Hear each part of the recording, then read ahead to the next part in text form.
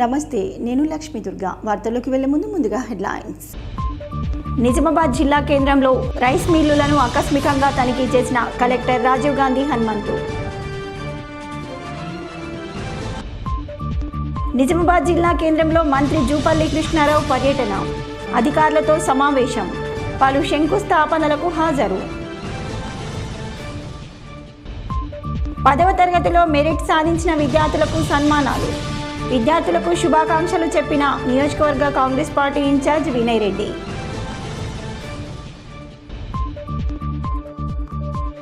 మల్లారెడ్డి చెరువులో ప్రమాదవశాత్తు వ్యక్తి కాలు జారిపడి మృతి.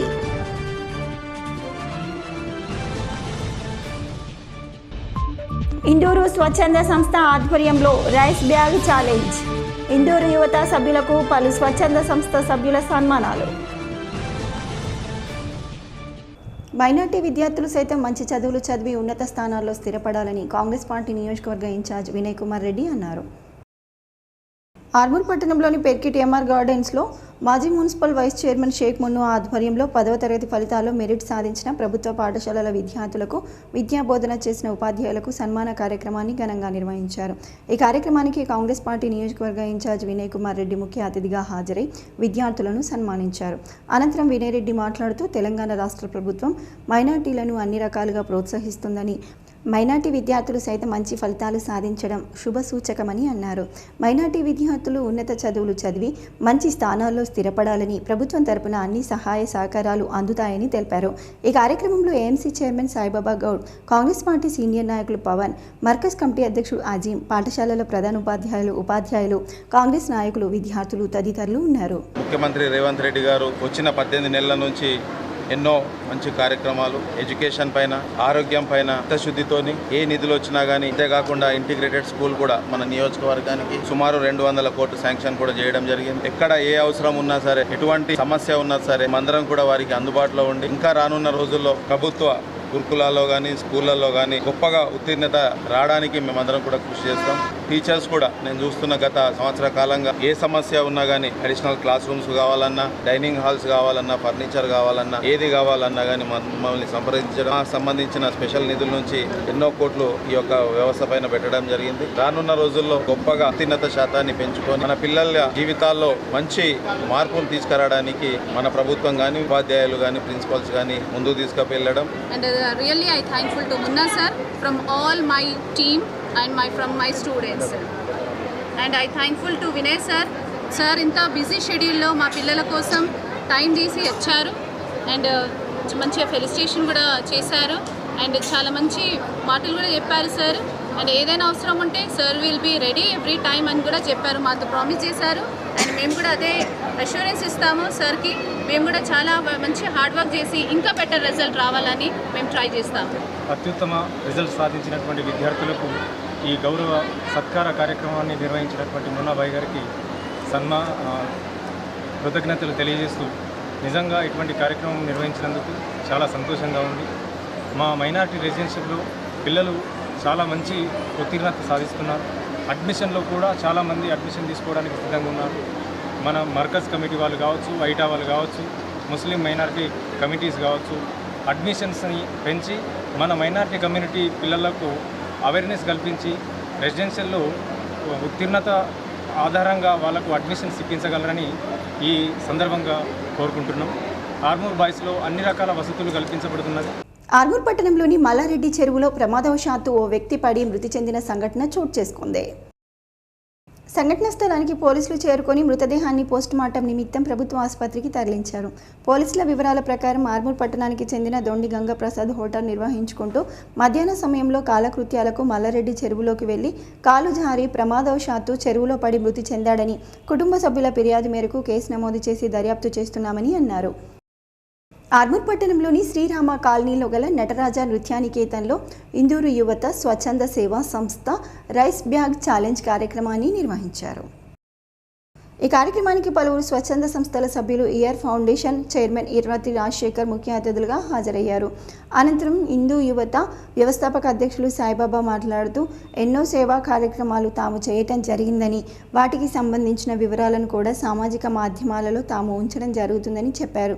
అనంతరం స్వచ్ఛంద సంస్థ సభ్యులు మాట్లాడుతూ ప్రజలకు సేవ చేయాలన్న సంకల్పంతో నిరుపేదలకు అన్నం పెడుతూ ఎవరూ లేని అనాథలుగా చనిపోయిన వారికి అంత్యక్రియలు చేస్తూ హిందూ యువత స్వచ్ఛంద సంస్థ ఆధ్వర్యంలో వారు అందిస్తున్న సేవలు మరవలేనివని చెప్పారు. వారి కోసం ఏం చేసినా ఎంత చేసినా తక్కువేనని పొగిడారు. అలాగే వారు నిర్వహించిన సామాజిక సేవా కార్యక్రమాల వీడియోల ద్వారా ఆర్మూర్ ప్రాంత ప్రజలకు చూపించారు. తమ వంతు సహాయ సహకారాలు ఎల్లవేళలా ఉంటాయని స్వచ్ఛంద సంస్థ సభ్యులు తెలిపారు. ఈ కార్యక్రమంలో నటరాజ నృత్యానికేతన్ సభ్యులు, కాలనీవాసులు, స్వచ్ఛంద సంస్థ సభ్యులు తదితరులు ఉన్నారు. కార్యక్రమానికి వెళ్ళినప్పుడు మేము చెప్తూ ఉంటాం, తల్లిదండ్రులు చూడాల్సినటువంటి బాధ్యత పిల్లల మీదే ఆధారపడి ఉంటుంది, అది పిల్లల మీదే ఆధారపడి ఉంటుంది అని. తల్లిదండ్రులు ఏ విధంగా చూడాలి, తల్లిదండ్రులు ఏ విధంగా మనం శ్రద్ధ తీసుకోవాలి వృద్ధాప్యంలో ఉన్న తర్వాత అని. దేవుడు ఎక్కడ ఉన్నాడండి? దేవుడు ఎవరిని చూస్తున్నాడు? దేవుడు ఎంతమంది మనం మొక్కి కోట్ల వేల రూపాయలు ఖర్చు చేస్తున్నాం ఈ రోజు ఆలయాలకు కానీ పూజలకు కానీ. దేవుడు ఎక్కడ ఉన్నాడు అంటే తల్లిదండ్రుల్లో ఉన్నాడు. కనపడేటువంటి తల్లిదండ్రులే నిజమైనటువంటి దైవ స్వరూపాలు. అందుకే అంటాం, నాన్న యొక్క పుట్టినరోజు తెలుసా? ఎంతమందిని ప్రతిరోజు బయటికి వెళ్ళేటప్పుడు తల్లిదండ్రుల కాళ్ళ పాదం నమస్కారం చేసి బయటికి వెళ్తున్నాం అనేది ఒక నిమిషం మీరు ఆలోచించండి. మన పిల్లలకి మనం ఏం నేర్పుతున్నాం? ఎంత నేర్చుకుంటున్నారు? మనం నేర్పింది నేర్చుకొని ఉన్నతంగా తయారైనప్పుడే కదా సమాజంలో ఇలాంటి పరిస్థితులు రాకుండా ఉంటాయి.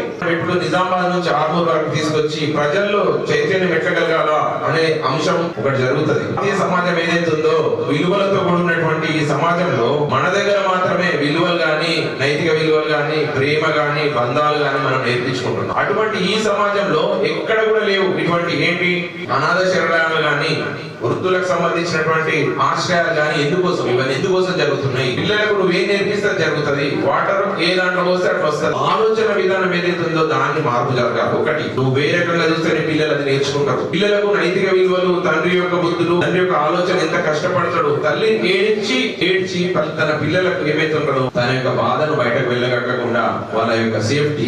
ఏదో చిన్న సహాయం చేస్తా ప్రపంచం అంతా నేను అడ్వర్టైజ్మెంట్ చేసుకుంటా అంటే నడవి. ఇప్పుడు ఇంత చేస్తున్నాడు సహాయం, ఎవరికి తెలియకుండానే అనాథ శవాలను ఆయన ఖననం చేస్తున్న తీరు, వాళ్ళ సేవ్ చేస్తున్న తీరు ఆయన పబ్లిసిటీ కూడా కట్టలేదు. ఆయన ఎందుకోసం వచ్చిందంటే కేవలం ఇలాంటి ఇన్స్పిరేషన్ ఒక 100 మందికి కలగాలన్న ఉద్దేశంతో ఆయన వచ్చిన తీరు నిజంగా అభినందనీయం. సాయిబాబా గారికి నేను మనస్ఫూర్తిగా కృతజ్ఞతలు, శుభాకాంక్షలు, అభినందనలు తెలియజేస్తున్నా. టీఆర్ఎస్ నాయకుడు జోగు నర్సయ్యపై అక్రమ కేసులు పెట్టడం అన్యాయమని ముప్కల్ మండల బీఆర్ఎస్ నాయకులు అన్నారు. ముప్కల్ మండలంలోని పోలీస్ స్టేషన్కు టీఆర్ఎస్ నాయకులు పెద్ద ఎత్తున తరలివచ్చారు. అనంతరం వారు మాట్లాడుతూ పార్టీలో అందరితో కలుపుగోలుగా ఉండే నర్సయ్యపై కాంగ్రెస్ నాయకులు, పోలీసులు అక్రమ కేసులు బనాయించి నాయకులను అన్యాయంగా ఇబ్బందులకు గురి చేస్తున్నారని అన్నారు. అక్రమంగా పెట్టిన కేసులను వెనక్కి తీసుకోవాలని డిమాండ్ చేశారు. లేదంటే టీఆర్ఎస్ పార్టీ ఆధ్వర్యంలో పెద్ద ఎత్తున ఆందోళనలు జరుగుతాయని చెప్పారు. ఈ కార్యక్రమంలో మండల టీఆర్ఎస్ నాయకులు, కార్యకర్తలు తదితరులు ఉన్నారు. ఇప్పటి నుండి కూడా మీ ప్రభుత్వం ఏదైతే హామీ ఇచ్చిందో ప్రతి హామీని నెరవేరేదాకా కూడా కంపల్సరీ మేము ప్రశ్నిస్తూనే ఉంటాం, ప్రజల తరపున పోరాడుతూనే ఉంటాం. మిమ్మల్ని ఉండి దాన్ని కూడా మేము ప్రజల దృష్టికి తీసుకెళ్తాం, ప్రజల తరపున పోరాడతాం. మరి ప్రజల తరపున పోరాడితే మీరు కేసులు చేస్తామంటే ఎవరు భయపడేది లేదు.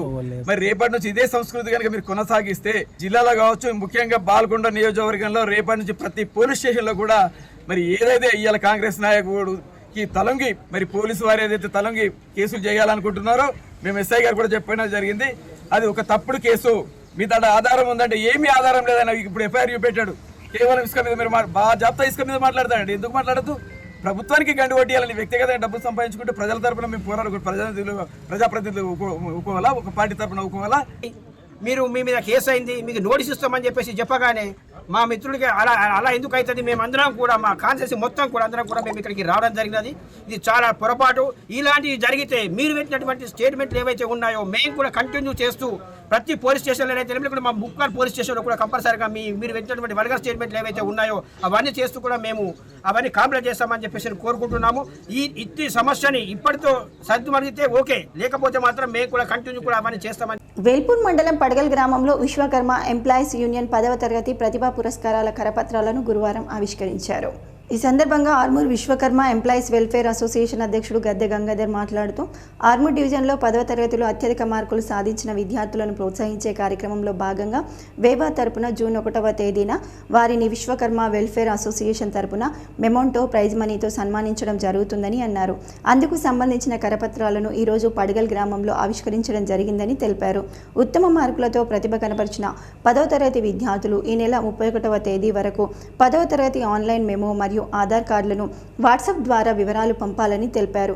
మండలానికి 2 ప్రథమ ద్వితీయ ప్రతిభా పురస్కారాల అవార్డుల ప్రదానోత్సవం జూన్ 1వ తేదీన విశ్వకర్మ భవన్ ఆర్మూర్లో నిర్వహిస్తున్నట్లు తెలియజేశారు.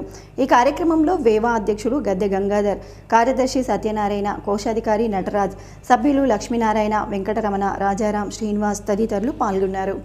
ఎవరైతే ప్రతిభావంతులైనటువంటి విద్యార్థులు ఉన్నారో వాళ్ళని ప్రోత్సహించాలన్న ఉద్దేశంతో ఈ కార్యక్రమాన్ని నిర్వహిస్తున్నాం. మరి అందులో భాగంగా ఈ సంవత్సరం కూడా గత మార్చిలో అత్యధిక మార్కులు సాధించినటువంటి విద్యార్థులకు మండలానికి 2 చొప్పున ప్రథమ ద్వితీయ బహుమతుల్ని క్యాష్ ప్రైజ్ మరియు మెమెంటోస్తో బహుకరించదలిచాం. మరి ఈ కార్యక్రమాన్ని జూన్ 1 ఆదివారం నాడు నిర్వహిస్తున్నాం. మరి అందులో భాగంగా ఈ వివిధ మండలాలకు చెందినటువంటి విద్యార్థులందరూ కూడా మీ నామినేషన్లను 31/5/2025లోగా మాకు పంపించాలి. మరి ఆ నంబర్లు గతంలో ఆల్రెడీ మేము వాట్సాప్ రూపంలో పత్రికా ప్రకటన కూడా చేయడం జరిగింది. మరి మా నంబర్లు మా జనరల్ సెక్రటరీ సత్యనారాయణ మరియు కోశాధికారి నటరాజ్ మరియు నా నంబర్ కనుక జి గంగాధర్, ఈ 3 నంబర్లకు మీరు వాట్సాప్ రూపంలో తెలిపితే మేము వాటిలో అత్యధిక మార్కులు సాధించినటువంటి విద్యార్థులను ఎంపిక చేసి ఈ కార్యక్రమాన్ని నిర్వహిస్తాం. దయచేసి ఈ డివిజన్ పరిధిలో ఉన్నటువంటి విశ్వబ్రాహ్మణ సోదరులందరూ కూడా హాజరై ఈ కార్యక్రమాన్ని దిగ్విజయం చేయాలని మరియు ఈ కార్యక్రమ నిర్వహణకు మీ వంతు సహాయ సహకారాలు అందించాలని ఆర్మూర్ డివిజన్ అధ్యక్షుడిగా నేను మీ అందరినీ విజ్ఞప్తి చేస్తున్నాను. జిల్లా కేంద్రానికి సమీపంలో గల అర్సపల్లి, ఖానాపూర్, సారంగపూర్ ప్రాంతాలలోని రైస్ మిల్లులను కలెక్టర్ రాజీవ్ గాంధీ హనుమంతు గురువారం ఆకస్మికంగా తనిఖీలు చేశారు. అదనపు కలెక్టర్ కిరణ్ కుమార్తో కలిసి అర్సపల్లిలోని రుద్ర రైస్ మిల్లును, ఖానాపూర్లోని LG agro industries, Veerabhadra rice mill, సారంగపూర్లోని అను ఫుడ్స్ రైస్ మిల్లులను సందర్శించారు.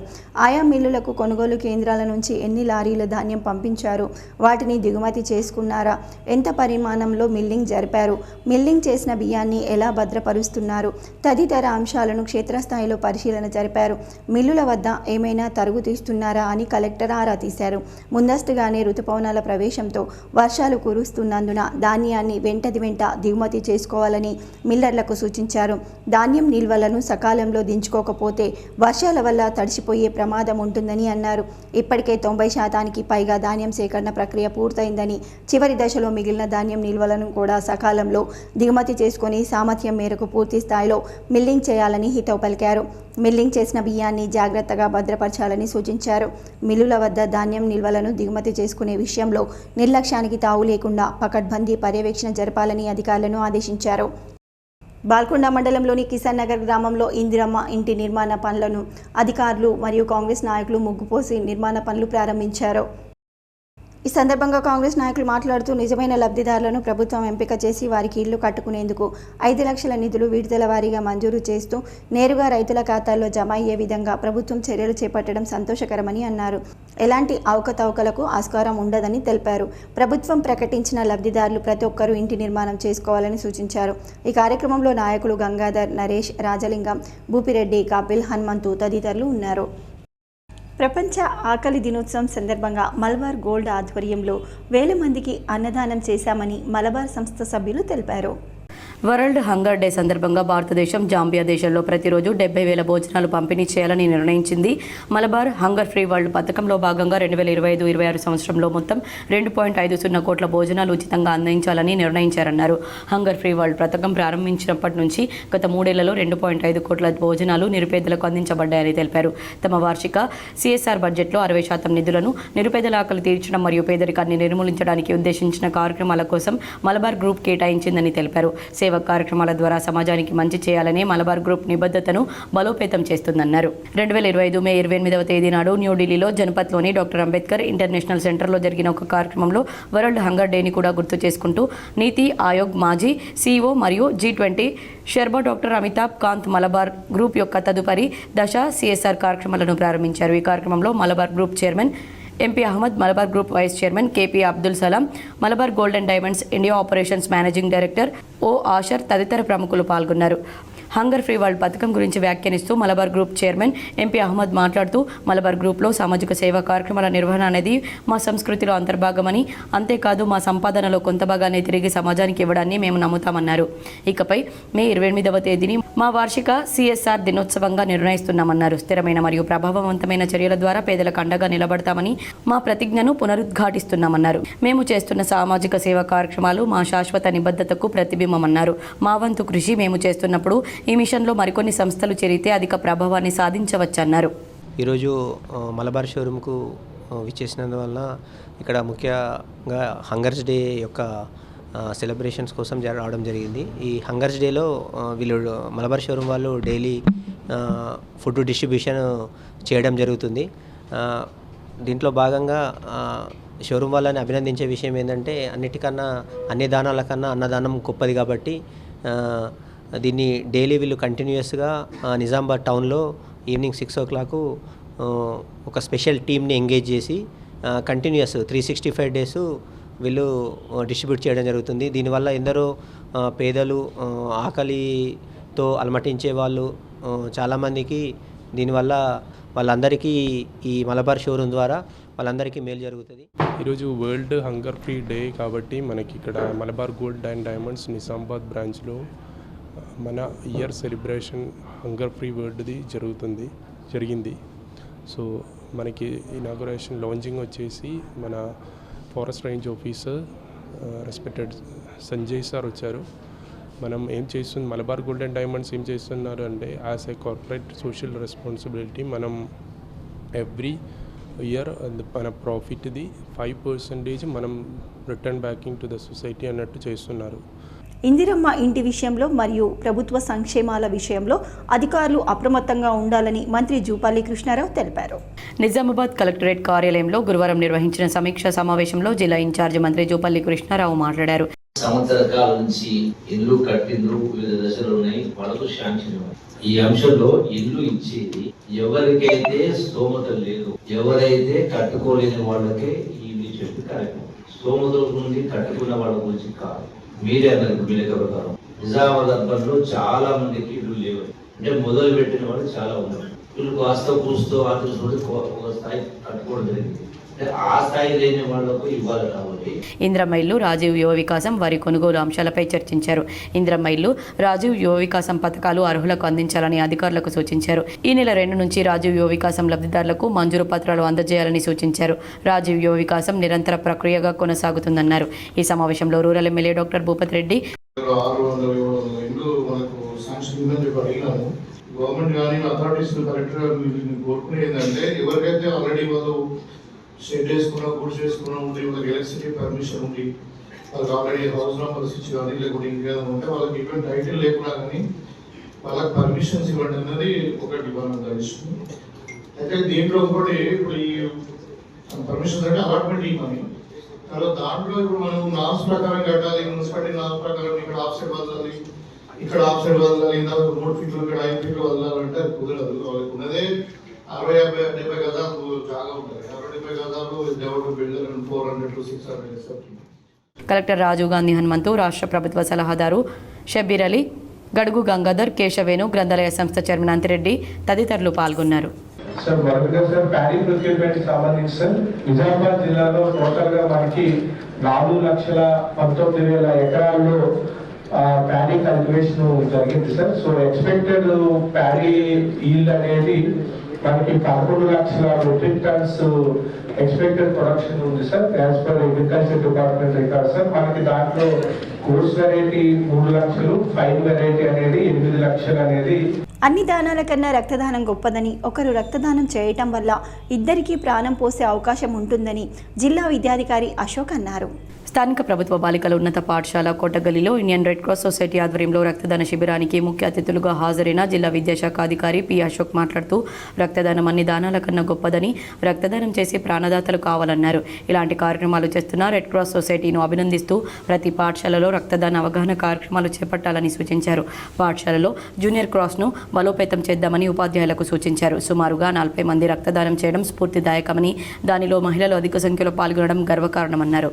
ఈ సందర్భంగా టెక్నికల్ ట్రైనింగ్ సర్టిఫికెట్ స్టూడెంట్స్ మరియు ఉపాధ్యాయులు రక్తదానం చేయడం జరిగింది.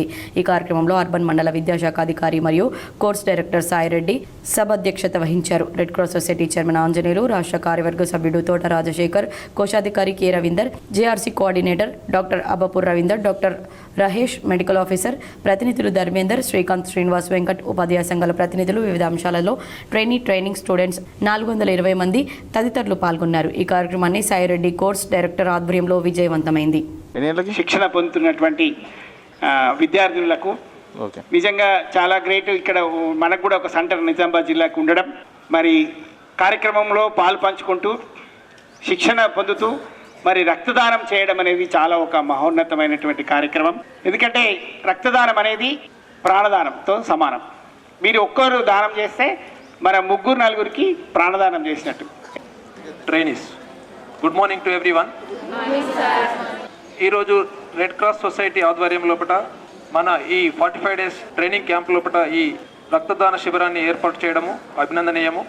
ముఖ్యంగా ట్రైనీస్ను పేరున అప్రిషియేట్ చేస్తున్నాను. మోర్ దాన్ 30 years నుంచి రెడ్ క్రాస్ సొసైటీ లోపల అల్లు పెరగకుండా సేవలు అందించినందుకు ప్రత్యేకంగా జిల్లా విద్యాశాఖ తరపున సార్ను ప్రత్యేకంగా అభినందనలు తెలియజేస్తున్నాను. రెడ్ క్రాస్ సొసైటీ కేవలం రక్తదాన శిబిరాలే కాకుండా న్యాచురల్ కలామిటీస్ వచ్చినప్పుడు, వరదలు కానీ, ప్రకృతి బీభత్సవాలు ఏది జరిగినా కానీ, ఎవరు వచ్చినా రాకున్నా రెడ్ క్రాస్ బృందం అందరికంటే ముందు ఉండేటటువంటిది రెడ్ క్రాస్ బృందం. ఇండియన్ మెడికల్ అసోసియేషన్ వారి ప్రత్యేక సమయాన్ని బల్దియా సిబ్బంది అధికారుల కోసం కేటాయించి వారికి వైద్య ఆరోగ్య పరీక్షలు చేయటం ఎంతో సంతోషకరమని మున్సిపల్ అసిస్టెంట్ కమిషనర్ జయకుమార్ అన్నారు. ఐఎంఏ మున్సిపల్ కార్పొరేషన్ ఆధ్వర్యంలో ఉదయం 10 గంటల నుండి మధ్యాహ్నం 12:30 వరకు రాజీవ్ గాంధీ ఆడిటోరియం నందు మున్సిపల్ పారిశుద్ధ్య కార్మికులకు ఉచిత మెగా వైద్య ఆరోగ్య శిబిరం నిర్వహించారు. ఈ శిబిరంలో మున్సిపల్ అసిస్టెంట్ కమిషనర్ జయకుమార్ మాట్లాడుతూ ఐఎంఏ వారు సేవా దృక్పథంతో వచ్చి వారి అమూల్యమైన సమయాన్ని కేటాయించి పారిశుద్ధ్య కార్మికులకు, డ్రైవర్లకు, శానిటరీ జవాన్లకు బీపీ, షుగర్ పరీక్షలు నిర్వహించారన్నారు. వారి సేవలు ఎంతో అభినందనీయమని నగరపాలక సంస్థ తరపున ఐఎంఏ వారికి హృదయపూర్వక ధన్యవాదాలు తెలిపారు. అనంతరం వివిధ రకాల స్పెషలిస్ట్ వైద్యులు పారిశుద్ధ్య కార్మికులకు పరీక్షలు నిర్వహించి ఉచితంగా మందులు పంపిణీ చేశారు.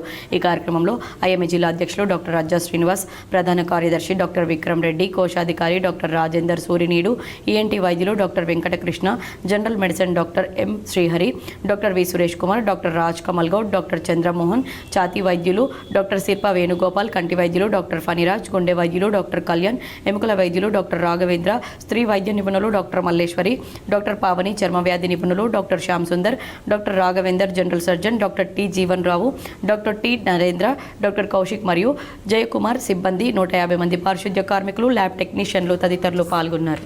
నిజామాబాద్ ప్రజలకు నమస్కారం. నిన్నటి రోజు ఈరోజు ఐఎంఏ నిజామాబాద్ యూనిట్ సహకారంతో మా నిజామాబాద్ పారిశుద్ధ్య కార్మికులు మరియు శానిటరీ జవాన్లు, డ్రైవర్లకి వైద్య పరీక్షలు నిర్వహించడం జరుగుతూ ఉంది. మరి ఎంతోమంది డాక్టర్స్ వారి యొక్క అమూల్యమైనటువంటి సమయాన్ని మా పారిశుద్ధ్య సిబ్బందికి కేటాయించి మరి ఎంతో చక్కని భారంతో వాళ్ళని చక్కగా చూడటం జరుగుతూ ఉంది. మా సిబ్బంది కూడా ఎంతో హర్షాన్ని వ్యక్తం చేస్తూ ఉన్నారు. అంత మాత్రమే కాకుండా ఐఎంఏ తరఫున మెడిసిన్స్ కూడా ఉచితంగా ఇవ్వడం జరుగుతూ ఉంది. నమస్తే అండి, నేను డాక్టర్ విక్రమ్ రెడ్డి. నేను ఐఎంఏ నిజామాబాద్ జనరల్ సెక్రటరీని. నిన్న మరియు ఇవాళ 2 రోజులు కూడా మనము నగరంలోని మున్సిపల్ వర్కర్లందరికీ కూడా ఉచితంగా హెల్త్ క్యాంప్ నిర్వహించడం జరిగిందండి. సో దీంట్లో వాళ్ళకి బీపీ, షుగర్ ఉచితంగా చెక్ చేయడము, మెడిసిన్స్ కూడా ఉచితంగా పంపిణీ చేయడం జరిగింది. అలాగే ఐ చెకప్ కూడా మన ఆఫ్థమాలజిస్టులు అందరూ కూడా వచ్చి ఐ చెకప్ కూడా చేయడం జరిగింది. దాంతోపాటు వివిధ రకాల స్పెషాలిటీ కార్డియాలజిస్టులు, గుండె డాక్టర్లు, నరాల డాక్టర్లు, గైనకాలజిస్టులు, సర్జన్లు, ఫిజిషియన్లు, ఇలా స్కిన్ డాక్టర్లు, అన్ని బ్రాంచ్లకు సంబంధించిన డాక్టర్లు అందరూ కూడా వచ్చి ఇక్కడ ఉచితంగా సేవలు అందించడం జరిగింది. నిజామాబాద్ జిల్లా కేంద్రంలో రైల్వే స్టేషన్లో వాటర్ బాటిల్ ప్రెసింగ్ మిషన్ను రైల్వే స్టేషన్ మేనేజర్ ప్రారంభించారు. ప్రపంచ పర్యావరణపై అవగాహన దినోత్సవ కార్యక్రమంలో భాగంగా దక్షిణ మధ్య రైల్వే హైదరాబాద్ డివిజన్లోని నిజామాబాద్ రైల్వే స్టేషన్లో 7వ రోజు కార్యక్రమంలో భాగంగా రైల్వే స్టేషన్ మేనేజర్ సదాశివుని ఆధ్వర్యంలో ప్లాస్టిక్ బాటిల్స్ క్రషింగ్ మిషన్ వినియోగం, క్రషింగ్ మిషన్ ఉత్పాదకత, పునర్వినియోగం గురించి ప్రయాణికులకు అవగాహన కల్పించారు. ఈ సందర్భంగా ముఖ్య అతిథిగా విచ్చేసిన ఏడీఈ ఎన్ఎస్ఎన్ బాబులు మాట్లాడుతూ ప్రయాణికులు ప్లాస్టిక్ వాటర్ బాటిల్స్ వినియోగం తగ్గించి పర్యావరణ పరిరక్షణకు పాటుపడాలని, వినియోగించిన ప్లాస్టిక్ బాటిల్స్ను స్టేషన్లోని క్రషింగ్ మిషన్ వినియోగించి వాటిని నిరుపయోగంగా మార్చాలని ప్రయాణికులను అభ్యర్థించారు. ఈ కార్యక్రమంలో health inspector Prem Sagar, railway telecom engineer Janardhan, commercial inspector Lakshman, railway రక్షక దళ ఉప ఇన్స్పెక్టర్ హరిబాబు సిబ్బంది తదితరులు పాల్గొన్నారు. జిల్లా కేంద్రంలోని బార్ అసోసియేషన్ ఆధ్వర్యంలో పెద్ద కొమరయ్య వర్ధంతి వేడుకలను ఘనంగా నిర్వహించారు. బిఆర్ అంబేద్కర్ దళిత బహుజన సంఘం ఆధ్వర్యంలో నిజామాబాద్ నగరంలోని సామాజిక సంస్కర్తల విగ్రహాల ప్రాంగణంలో నిర్వహించిన తెలంగాణ రాష్ట్ర తొలితరం అమరవీరుడు పెద్ద శంకరయ్య వర్ధంతి కార్యక్రమంలో ముఖ్య అతిథిగా పాల్గొని విగ్రహానికి పూలాంకృతులను చేసి ప్రధానోపన్యాసం చేశారు. తెలంగాణ రాష్ట్రం కోసం 1969లో పోలీసు కాల్పుల్లో హైదరాబాద్లోని అఫ్జల్గంజ్ ప్రాంతంలో ప్రాణాలు విడిచిన శంకరయ్య ఎందరో తెలంగాణ పోరాట యోధులకు ఆదర్శప్రాయుడిగా నిలిచారని ఆయన తెలిపారు. దళిత కుటుంబ నేపథ్యం నుండి వచ్చిన ఆయన ఉద్యమ స్ఫూర్తి తెలంగాణ భావజలం మలిదశ ఉద్యమానికి ప్రేరక శక్తిగా ప్రేరణ కలిగించిందన్నారు. శంకరయ్య అమరుడైన అనంతరం ఆయన కుటుంబం మహబూబ్ నగర్, పాలమూరు జిల్లా నుండి నిజామాబాద్ జిల్లాకు వలస వచ్చి ఎడపల్లి మండలం నెహ్రూ నగర్లో స్థిరపడ్డదని గుర్తు చేశారు. తెలంగాణ మలిదశ ఉద్యమ సమయాల్లో నాటి ఉద్యమ సారథి కేసీఆర్ ఎన్నోసార్లు శంకరయ్య కుటుంబ సభ్యులను పరామర్శించిన చారిత్రాత్మక సందర్భాలను తెలియజేశారు. తెలంగాణ అమరవీర విగ్రహాలు వాటి చరిత్రను, స్ఫూర్తిని సమాజానికి తెలియజేస్తాయని, జయంతులు, వర్ధంతులు నిర్వహించుకోవడం అంటే చరిత్రను మరోమారు అధ్యయనం చేయడమేనని సాయిరెడ్డి తెలిపారు. ఈ కార్యక్రమంలో న్యాయవాదులు ఆశానారాయణ, అన్వేష్, ఆరెటి నారాయణ, బార్ లైబ్రరీ కార్యదర్శి శ్రీమాన్, బోధన్ మార్కెట్ కమిటీ మాజీ డైరెక్టర్ శేఖర్ రాజ్, రాధాకృష్ణ గౌడ్, భాస్కర్ గౌడ్, తెలంగాణ అమరవీరుల కుటుంబ సభ్యుల వేదిక సభ్యులు పాల్గొన్నారు.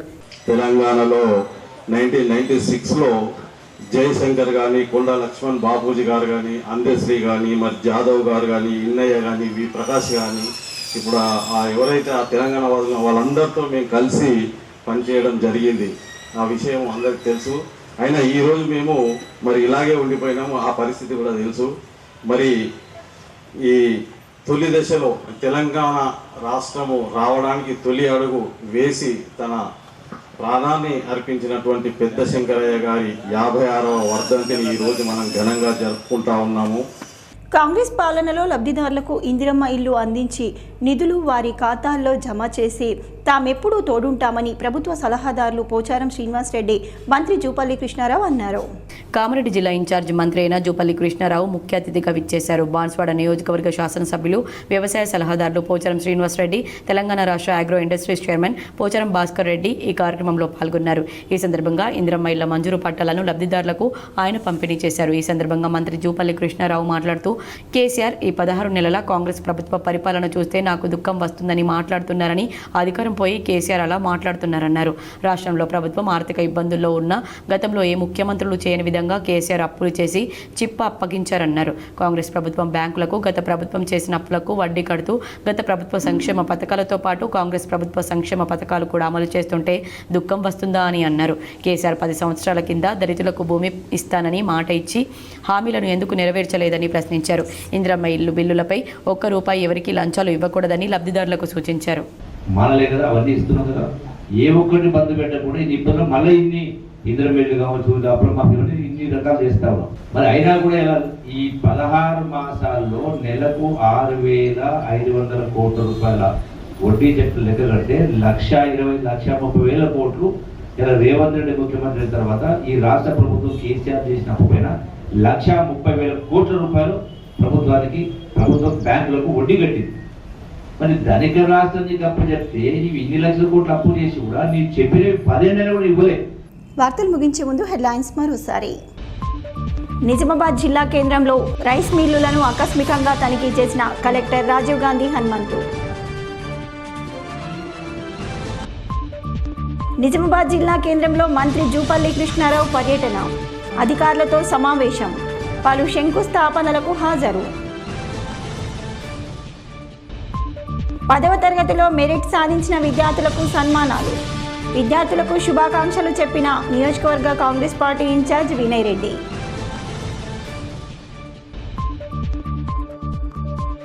మల్లారెడ్డి చెరువులో ప్రమాదవశాత్తు వ్యక్తి కాలు జారిపడి మృతి.